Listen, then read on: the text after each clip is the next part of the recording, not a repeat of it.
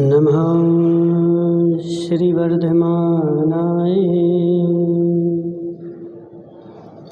निर्धूर्तिकलिलात्मने शालोकानां त्रिलोकानां यद्विद्यां दर्पणायते। नमो अरिहन्ताणं नमो सिद्धाणं नमो आयर्याणं नमो अज्ञायाणं नमो लोये शक्तिशाहनम्।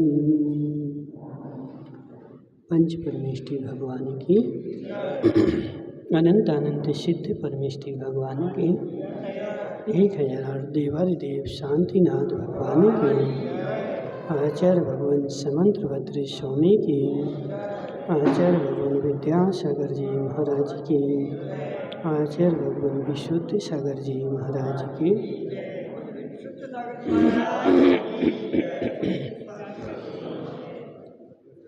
मनुष्यों आचार्य भगवान समंतभद्र स्वामी रत्नखंड शापाचार में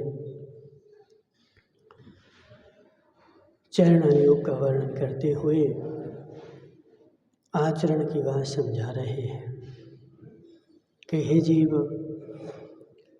जब जीव के जीवन में आचरण आता है तो वह कैसा होता है। जब जीव के जीवन में आचरण आता है तो वह जीव संसार के प्रत्येक प्राणी के हित के लिए कार्य करता है। जो चारित्रधारी है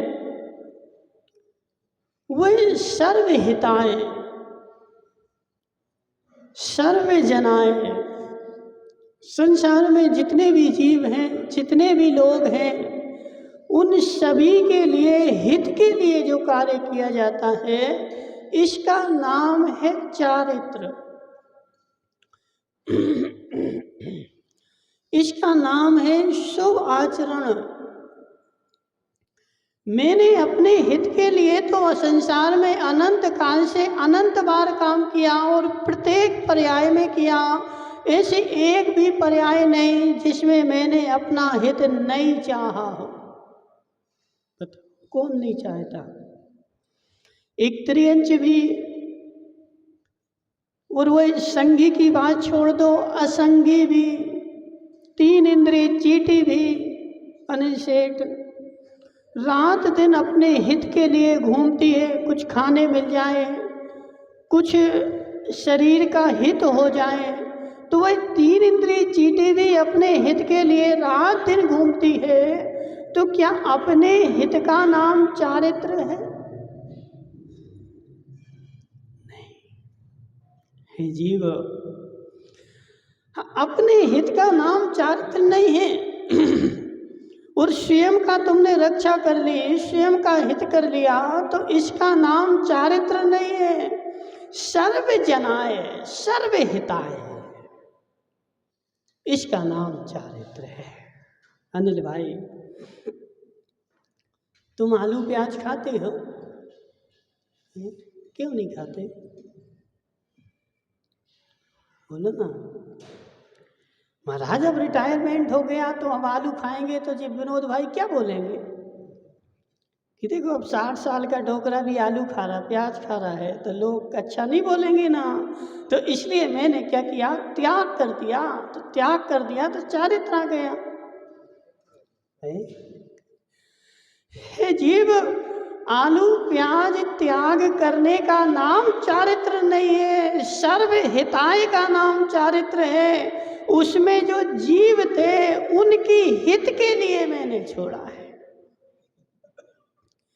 उनके प्रति मुझे करुणा थी, उनके प्रति दया थी, और उनके प्रति मेरी जो करुणा थी वह करुणा मेरी टपक रही थी।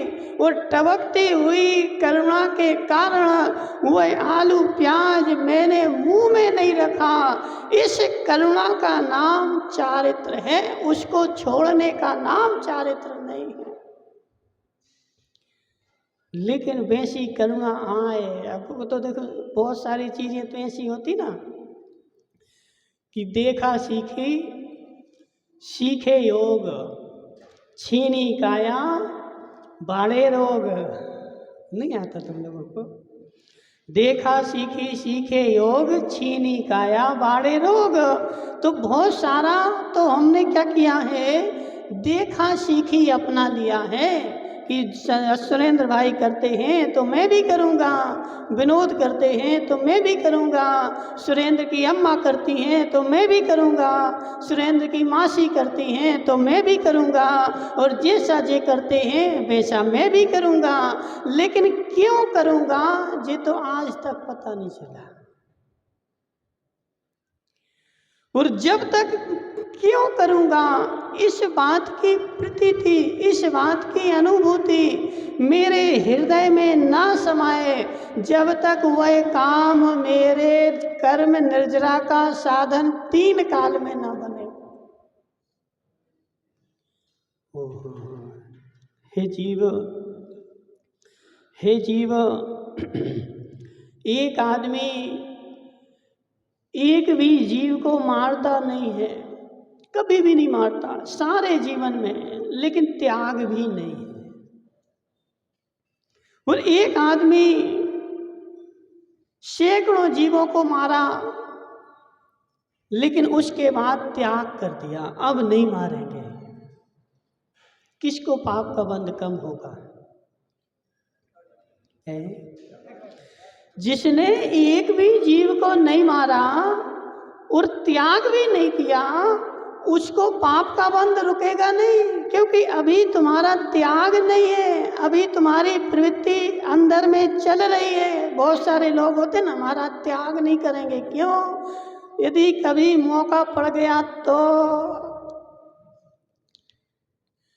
समझ रहे? बहुत सारे लोग ऐसे हैं जिन्होंने कभी रात में नहीं खाया होगा, बहुत सारे लोग ऐसे हैं जिन्होंने आलू प्याज नहीं खाए होंगे, लेकिन त्याग नहीं है। क्यों नहीं है त्याग? क्यों नहीं है त्याग? क्योंकि उन जीवों के प्रति करुणा नहीं है ना। तो मेरी परिस्थिति जैसी बने, मैं त्याग भी उतना करता हूँ अपनी परिस्थिति के अनुसार। तुझे जीवों के ऊपर करुणा है कि अपनी परिस्थिति के ऊपर है? एक आदमी आलू प्याज उसको भाते ही नहीं है, आज तक कभी खाए नहीं, बोले महाराज अच्छे ही नहीं लगते, अभी आलू प्याज, हाँ अभी त्याग, हमारा त्याग है। लेकिन गाजर का त्याग नहीं करेंगे। क्यों नहीं करेंगे?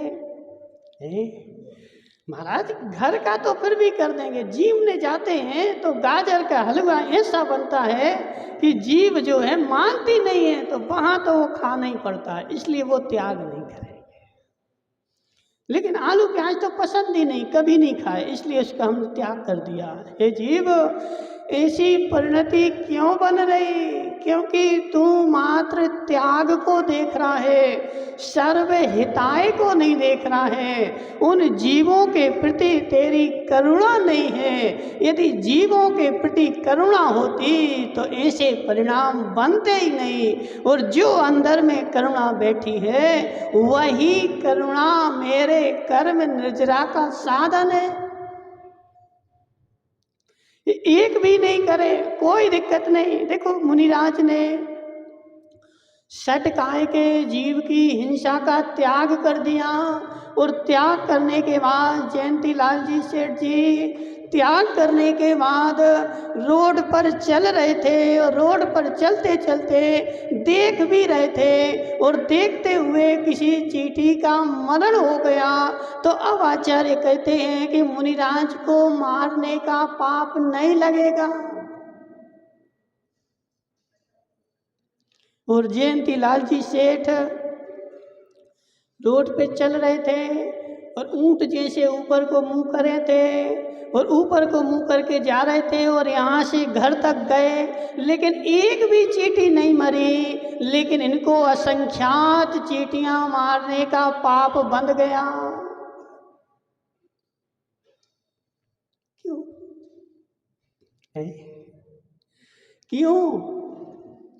हे जीव, मुनिराज देखते हुए चल रहे थे और चींटी मर भी गई तो वह मरी हुई चींटी भी उनके निर्जरा का साधन है। और तू ऊंट के जैसे मुंह ऊपर को उठा करके चल रहा था और एक भी चींटी नहीं मरी, एक भी जीव नहीं मरा, फिर भी असंख्यात जीवों को मारने का पाप तेरे सिर माथे बन गया।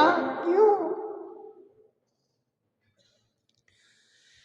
क्योंकि जब देखते देखते चल रहे थे तो वह करुणा का प्रवाह प्रति समय उनके हृदय में चल रहा था। मेरे द्वारा कोई जीव ना मर जाए, मेरे द्वारा किसी की हिंसा ना हो जाए, ऐसी करुणा चल रही थी। लेकिन जो ऊपर के ऊंट के जैसे मुंह उठा करके चल रहा था, उसके अंदर में कोई करुणा नहीं थी, कोई दया नहीं था और उसको बचाने का भाव भी नहीं था।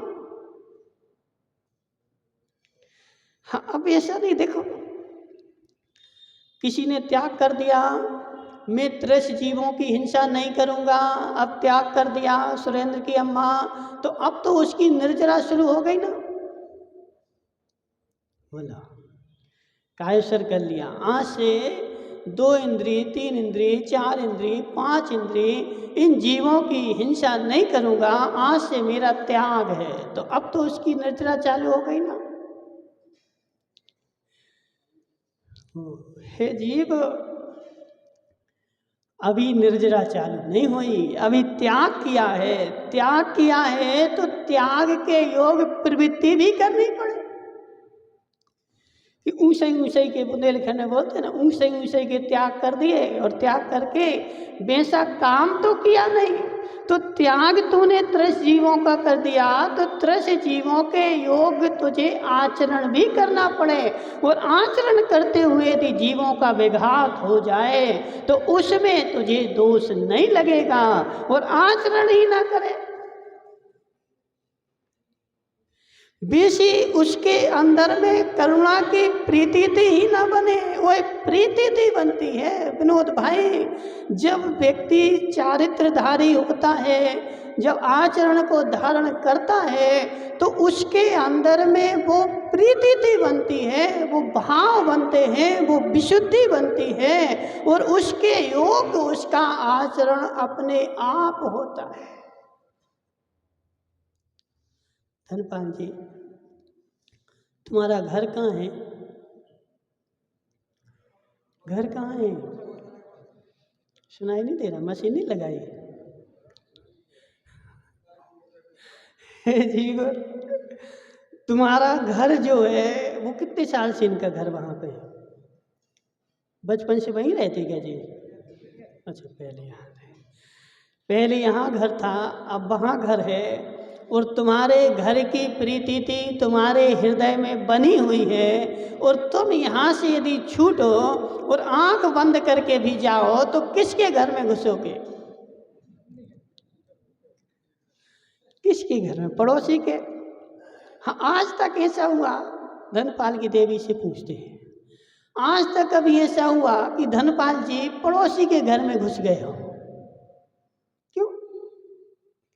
कभी भूल गए हो, याद नहीं रहा हो तो पड़ोसी के घर में चले गए हो? नहीं हुआ कभी। क्यों?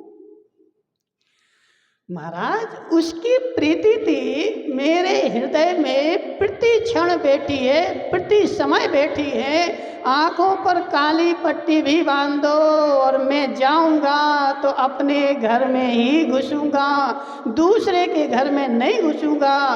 तुम तो ठीक है, वही चिड़ियाएँ ले लो, यहाँ नौगामा है ना, नौगामा में चिड़ियाओं का वो मकान बनी, छोटे छोटे, नहीं देखे कभी? वो तो पूरे तुम्हारे देश में प्रसिद्ध हैं, वो चिड़ियाँ वही हैं और कहीं नहीं है। पूरे संत वन के बाहर उन्होंने अपने मकान बना रखे मिट्टी के, बहुत सारी चिड़ियाओं ने, और कितनी है, तो हजारों चिड़िया हैं और हजारों मकान बने, लेकिन जो चिड़िया का जो मकान है वो उसी में जाते हैं, भूलती नहीं है। जो जिसका मकान है वो उसी अपने अपने मकान में जाती हैं, घुस जाती हैं। उनके अंदर में बेसरी प्रीति बनी हुई है, बेसा चित्रण बना हुआ है, इसका नाम है आचरण। तो जो अंदर से आचरण को धारण करता है तो प्रति समय उसके अंदर में बेसी प्रीति बनी होती है। मुझे क्या करना है और क्या नहीं करना है प्रति समय बनी है।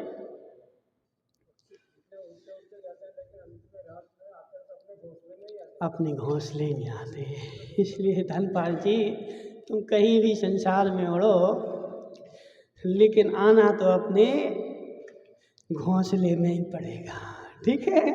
तो कहने का आशय क्या है कि हे जीव, चारित्र क्या होता है।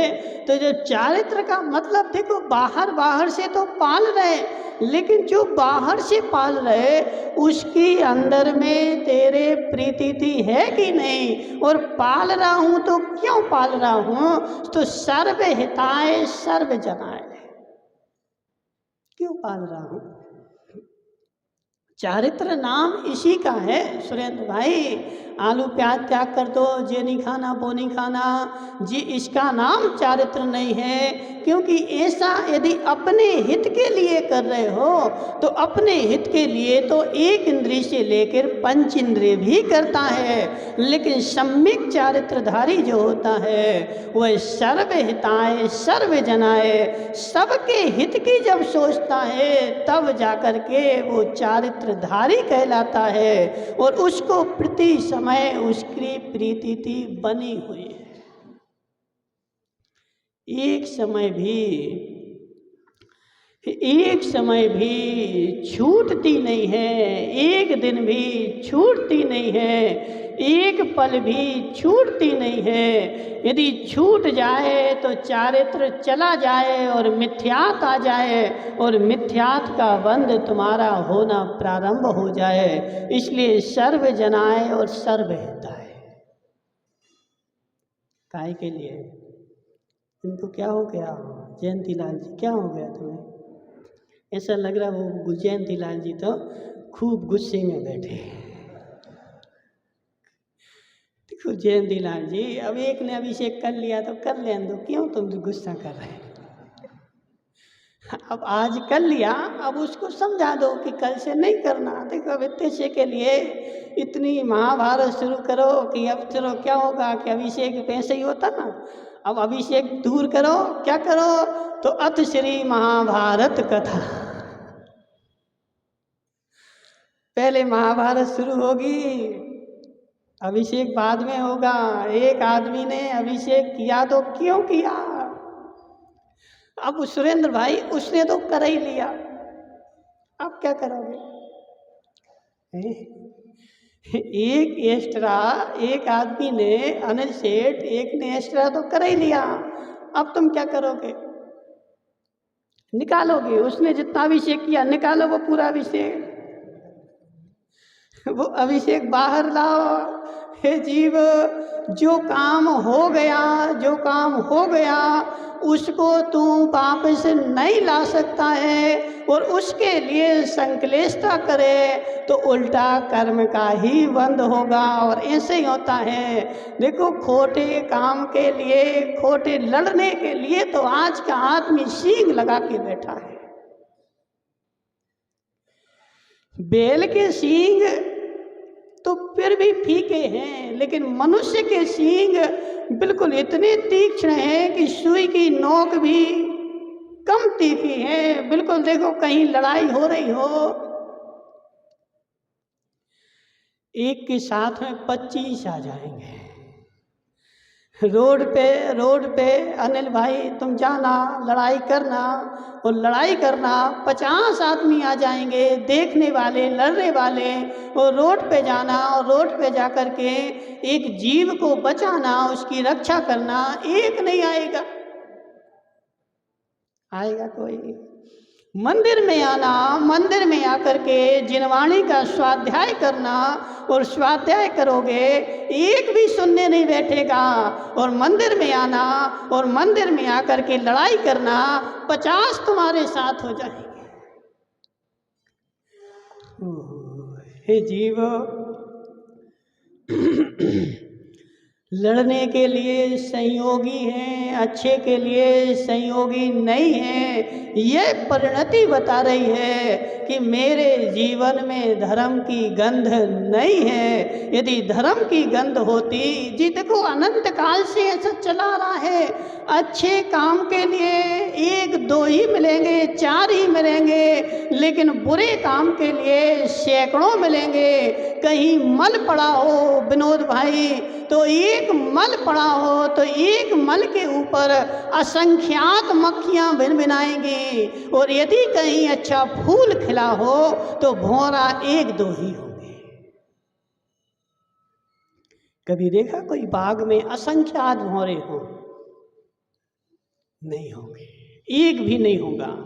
और बहुत सारे बाग तो ऐसे हैं जिनमें एक भी भौरा नहीं होगा। लेकिन कहीं भी संसार में चले जाओ, मल कहीं भी डालना। अब तुम लोग तो आजकल क्या है कि वो अनुभव नहीं है ना। क्यों नहीं है? क्योंकि घर ही में खाते, घर ही में जाते,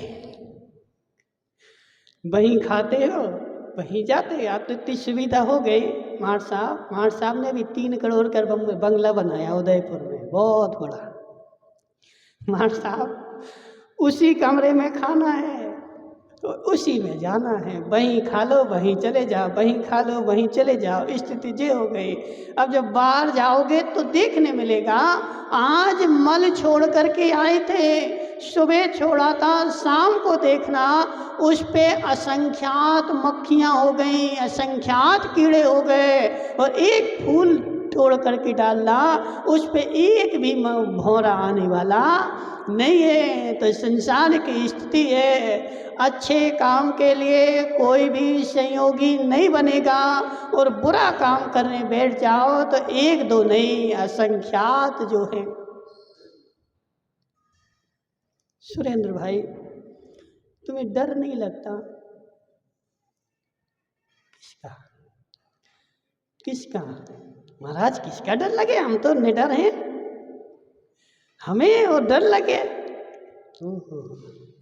कभी संसार में हो ही नहीं सकता। हे जीव, हे जीव, कोई से डर चाहे ना डर, लेकिन 3 लोक के नाथ से तो डर। कोई देखे चाहे नहीं देखे, लेकिन भगवान तो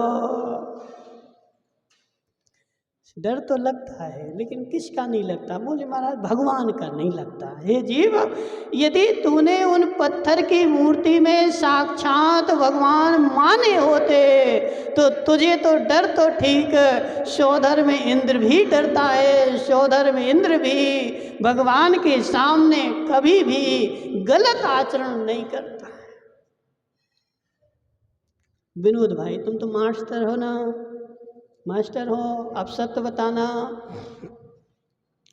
तुम्हारी और इनकी सेठ की, दोनों सेठों की लड़ाई हो गई। तुम तो सेठ नहीं हो ना? जी सेठ है, अनिल सेठ है। अनिल सेठ की और विनोद की लड़ाई हो गई, ठीक है। अब लड़ाई हो गई और दोनों लड़ रहे थे, और दोनों लड़ते लड़ते अब एसपी आ गया। किसी ने फ़ोन कर दिया, दोनों लड़ रहे, तो तुम्हारा थानेदार नहीं, एसपी आया। अब एसपी आकर के सामने खड़ा हो गया। अब क्या करोगे? लड़ोगे ना? क्यों? तुम अनिल को मार रहे थे, अब एसपी आके खड़ा हो गया, अब फिर से मारोगे अनिल को? उसके सामने नहीं मारोगे? क्यों?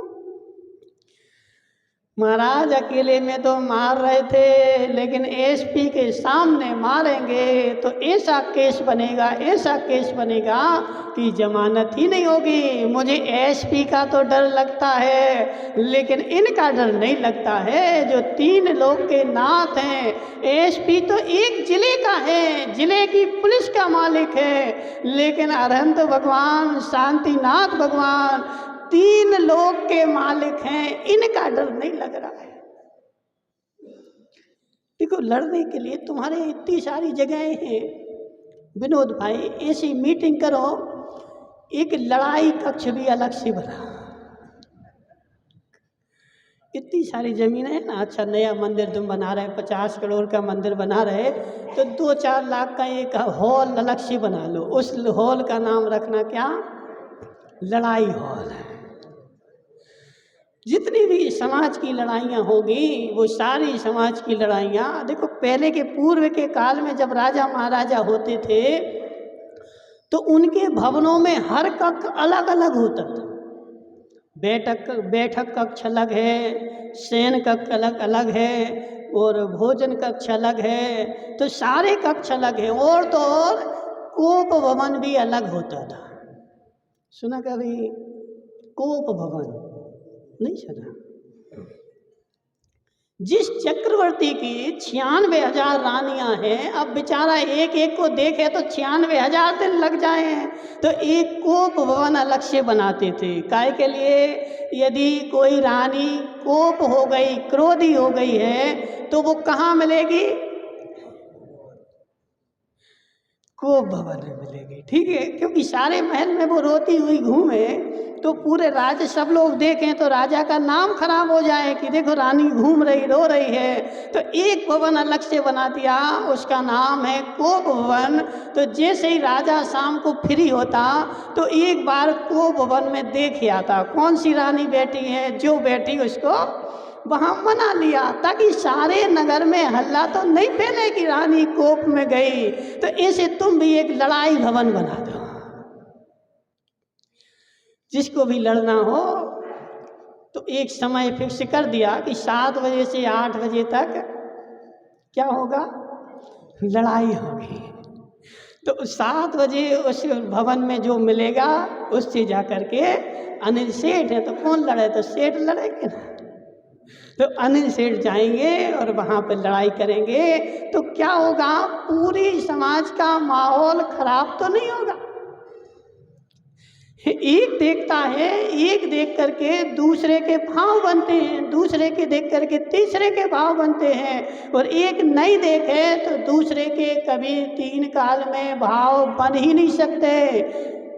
विनोद भाई, तुम्हारे 2 बेटे, आज विनोद ने अपने बेटे, छोटे बेटे को एक तमाचा मारा क्योंकि वो सिगरेट पी रहा था। तो बेटे ने भी जोर से पिताजी को जवाब दिया, और जब बड़े बेटे ने देखा कि देखो छोटा बेटा जवाब दे रहा है, तो कल के दिन इनने बड़े बेटे से कुछ कहा तो उसकी भी हिम्मत बन गई।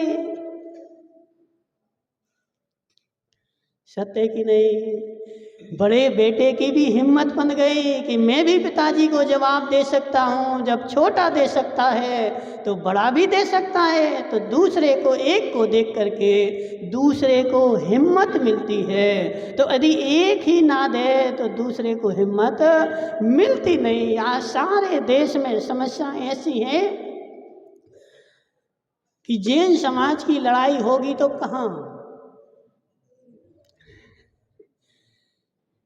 जैन समाज बहुत बहादुर समाज है, क्षत्रिय समाज है, वीर समाज है, लेकिन लड़ते हैं तो कहाँ?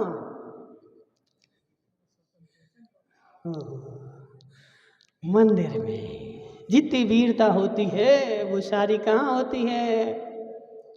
मंदिर में। लेकिन हे जीव, जो मंदिर में लड़ाई की जाती है वह घोर पाप का बंध कराती है। क्योंकि तुम तो लड़े, लेकिन तुम्हारे लड़ने से कितने जीव बैठे थे, पूजा कर रहे थे, अभिषेक कर रहे थे, पाठ कर रहे थे, और इन सब के परिणाम खराब हुए। और उनके परिणाम खराब करने का निमित्त कौन बना? तो जिसने लड़ाई करी वह उसका निमित्त बना, और निमित्त बना तो सारा दोष तेरे सिर माथे। देखो अनिल भाई, कोई पीछे से भगवान के दर्शन कर रहा था और अनिल भाई गए और उसके आगे सामने खड़े हो गए और खड़े होकर के तुम्हारे भाव खराब नहीं थे, अच्छे थे, और तुम भी भगवान के दर्शन कर रहे थे, लेकिन तुमने पीछे वाले को नहीं देखा और वहाँ खड़े हो गए, तुम्हें घोर अंतराय का बंद हो गया, अंतराय कर्म बन गया। जब अच्छे भाव के साथ ही अंतराय कर्म बन सकता है, तो बुरे भाव के साथ तो घोर अंतराय कर्म बनता है। सारे लोगों के देखो, एक बार खटाश तो आ जाती है। एक पात्र में दही रखा था, अब उस पात्र को खूब मांज दिया और उसमें फिर से दूध रख दिया, क्या होता है? खटास तो आ जाती है। तो ऐसे परिणामों में आज तुमने मंदिर में लड़ाई करी, लेकिन जितने पुजारी पूजा कर रहे थे, जिसने देखा है उसकी आज की पूजा तो खराब हो गई। उसके मन में एक वो प्रीति थी, वह चित्र जो है उसका बैठा रहेगा, आज देखो लड़ाई हो गई, आज देखो लड़ाई हो गई, और उसके चित्त में वो चल रहा है। और जिसने करी उसने घोर पाप का बंध कर लिया। कोई भी बात है, देखो नहीं करो, नहीं बोल रहे, तुम तो खूब लड़ो, अच्छे लठ ले लेके लड़ो, लेकिन ऐसी जगह लड़ो, ऐसी जगह लड़ो जहाँ भगवान नहीं देख रहे हो। कोई भी बात है उसको अपन 1 घंटे बाद भी तो रख सकते हैं, शाम को भी तो रख सकते हैं कि 4 लोगों को अभिषेक करना था, आज 5 लोगों ने कर लिया, अब कल से ऐसा नहीं होगा, ऐसा नहीं होना चाहिए, ऐसी बाद में भी तो कर सकते हैं। तुरंत सुरेंद्र तो देखो बिल्कुल सींग लगा के बैठा है। हे जीव, सर्वहिताय सर्वजनाय,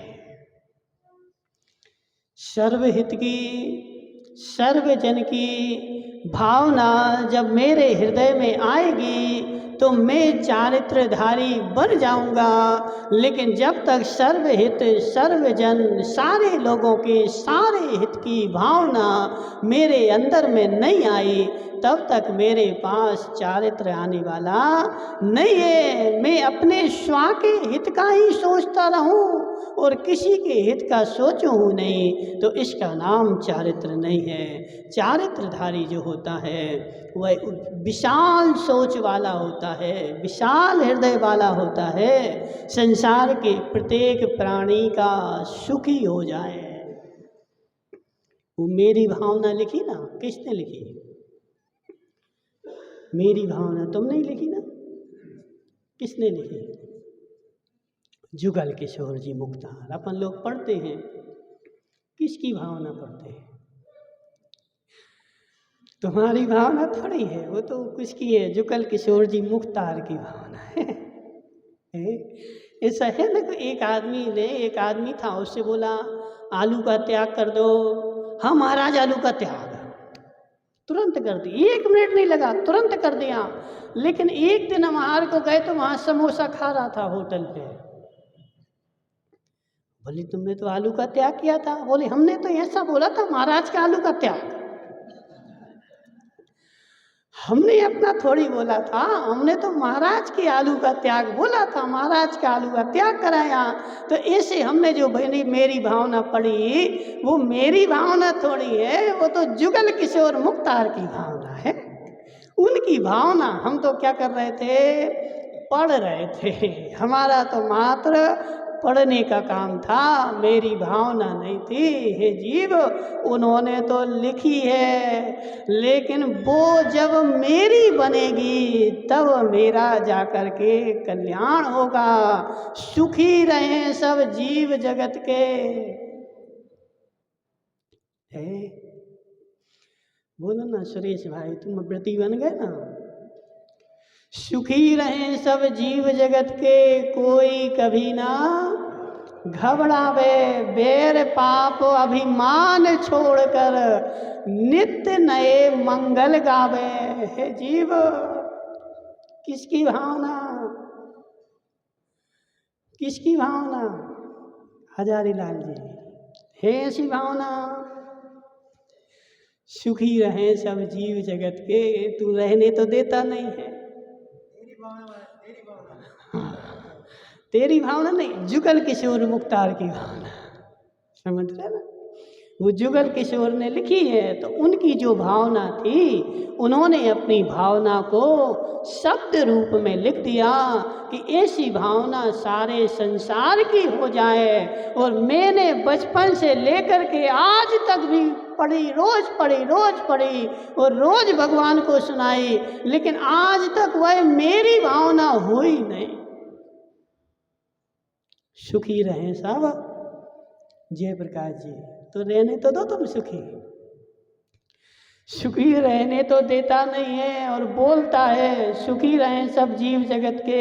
हे जीव, संसार के जीव सुखी रहे, मात्र मुंह से मत कहे, ऐसा आचरण भी कर कि मेरे आचरण के द्वारा संसार के किसी भी जीव को दुख ना पहुँचे। आचार्य विद्यासागर महाराज ने एक बार कहा था, यदि मेरे होने से किसी को दुख होता है तो वो ना मिटे, मेरा होना नाश हो जाए, लेकिन वो सुखी हो जाए।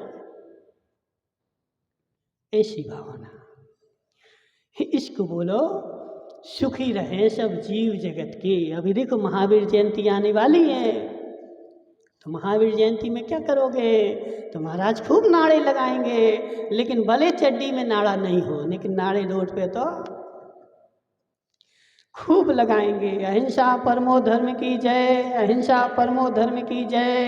हे जीव, महावीर जयंती मना रहा है और अहिंसा की जय बोल रहा है। वास्तव में महावीर जो हैं वो इस पृथ्वी पर अहिंसा के प्रतीक हैं। उन्होंने ही इस पृथ्वी पर जब चारों ओर हिंसा फैल गई और चारों ओर हिंसा का बोलबाला हो गया, और जब महावीर का जन्म हुआ तो वह महावीर का जन्म नहीं, अहिंसा का ही जन्म हुआ।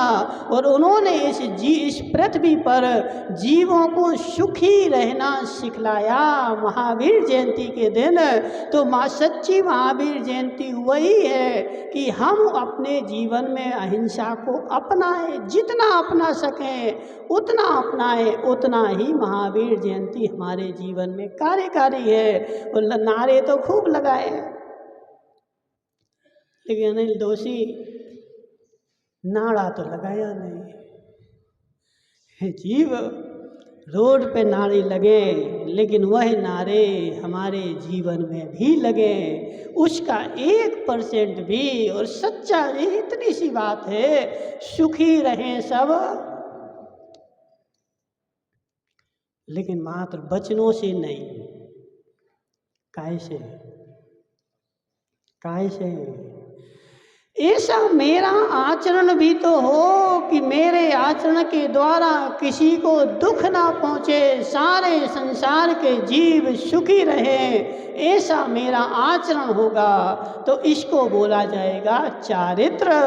और मेरा आचरण तो ऐसा है कि मैं सींग लगा के घूमता हूँ और कोई मिल जाए तो उसको लगा देता हूँ, तो इस आचरण का नाम चारित्र नहीं है, इसका नाम कुचारित्र ही है। मेरा हित ऐसा हो सर्व जनाए सर्व हिताय, संसार के सारे जीव सारे लोगों का मैं हित सोचूं तो समझना मेरे पास चारित्र आ गया है और मैं चारित्रधारी बन गया हूँ। बोले शांतिनाथ भगवान की।